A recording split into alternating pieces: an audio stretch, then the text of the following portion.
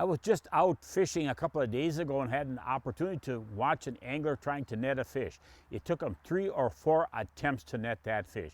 Just some pointers in netting a fish. You sure don't want to lose any species of fish that you're planning on netting, or if you're going to keep it and eat it. And first of all is get the hoop size that's going to match a species of fish. Is it a muskie? Is it a walleye? Is it a bass? Is it panfish?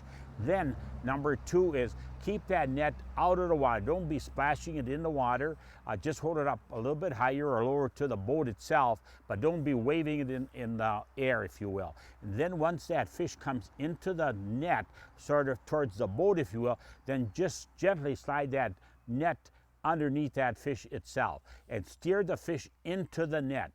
If that fish gets hit by the rim of the net, it's probably going to be lost fish. Also too, if one of those hooks get hung up in this netting, that fish is going to come off. So these are just some of the things that we would want to do. But just again, very, very informative is to really watch how you're netting. You know, if you're alone in the boat and you're netting a bigger fish, hold your rod up high and then sort of steer that fish into the net. If you have another angler, then of course it's going to be much easier to net that fish. But give it a try. Do not fall into this role of missing a fish, or big fish especially. And I've seen that with a rider where he bumped the big walleye with a photo fish and off the walleye came off the hook. So here again, just take some time. Don't panic. Don't be in a hurry, and you'll be very, very fortunate to bring all those fish in via a net.